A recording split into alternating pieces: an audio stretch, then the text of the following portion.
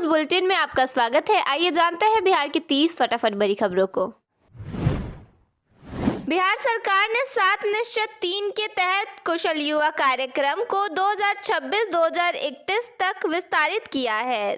430.08 करोड़ रुपए के बजट से हर साल 2.57 लाख से अधिक युवाओं को एआई, ड्रोन, डिजिटल मार्केटिंग और सोलर तकनीक जैसे भविष्य के कौशल का प्रशिक्षण मिलेगा।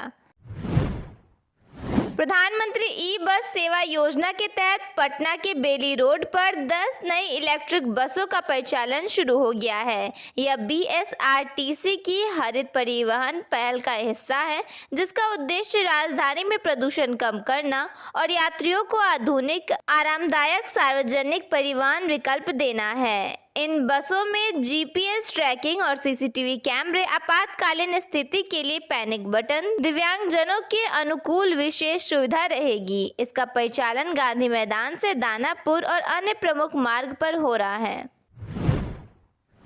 केंद्र सरकार ने ओला, उबर और रैपिडो जैसी कैब एग्रीगेटर कंपनियों को राइड बुकिंग के समय एडवांस टिप या एक्स्ट्रा पैसे मांगने वाले फीचर्स को तुरंत हटाने का निर्देश दिया है।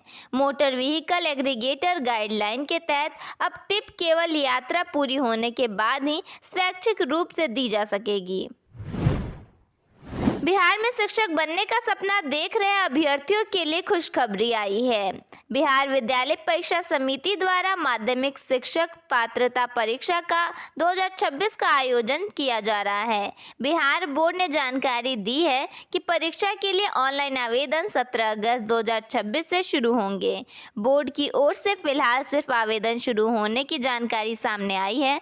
आवेदन शुरू होने के बाद कैंडिडेट बीएससीबी की ऑफिशियल वेबसाइट के जरिए ऑनलाइन फॉर्म भर सकेंगे।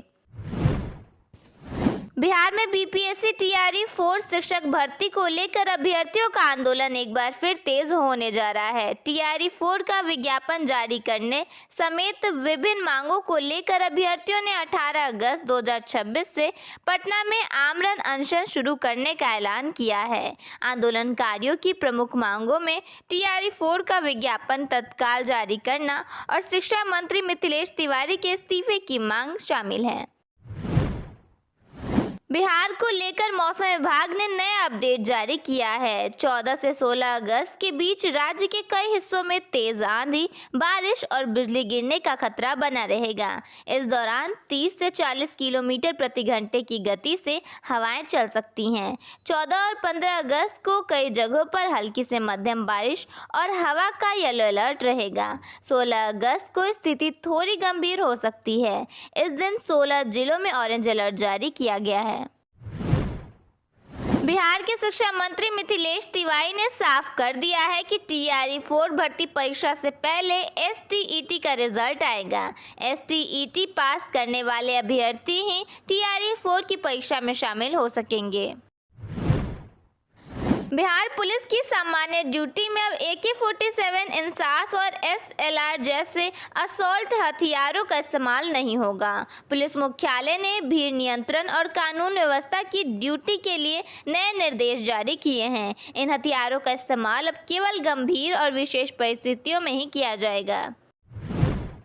प्रशांत किशोर बांकीपुर सीट जीतने के बाद अब जनता से किए गए वादों को पूरा करने में जुट गए हैं। पिछले कुछ दिनों से वह अपने विधानसभा क्षेत्र में काफी एक्टिव दिख रहे हैं। इस दौरान उन्होंने लोगों से मुलाकात करने के साथ साथ मीडिया से बातचीत की। इस दौरान उन्होंने 4 ऐलान करने के अलावा मौजूदा सरकार पर तंज भी कसा। प्रशांत किशोर ने 10,000 युवाओं को प्राइवेट नौकरी दिलाने की बात कही है। उन्होंने युवाओं से कहा कि वे अपना अपडेटेड सीवी और बायोडेटा उनके ऑफिस में जमा कर दें। इसके अलावा बच्चों को प्राइवेट स्कूल में पढ़ाने की व्यवस्था करेंगे। प्रशांत किशोर ने राशन कार्ड और लोगों को मिलने वाले अनाज को लेकर भी दावा किया है। प्रशांत किशोर ने कहा कि अगर उन्हें 3 महीने का समय दिया गया तो कोई राशन कार्ड बनवाने के नाम पर रिश्वत नहीं ले सकेगा। उन्होंने यह भी कहा मुफ्त अनाज वितरण में करीब 30% की चोरी हो रही है और इसका हिस्सा विधायक, सांसद और अधिकारियों तक पहुंचता है। पीके के मुताबिक सरकार 5 किलो मुफ्त अनाज देने का दावा करती है, लेकिन गरीबों के हाथ में सिर्फ 4 किलो ही पहुंच रहा है। बिहार में छात्र आंदोलन के दौरान AK-47 से गोली चलाने के आरोप को लेकर सियासत तेज हो गई है। कार्रवाई नहीं होने का आरोप लगाते हुए आरजेडी ने 19 अगस्त को पटना में मार्च निकालने का ऐलान किया है। तेजस्वी यादव ने कहा कि बिहार को पुलिसिया स्टेट नहीं बनने दिया जाएगा।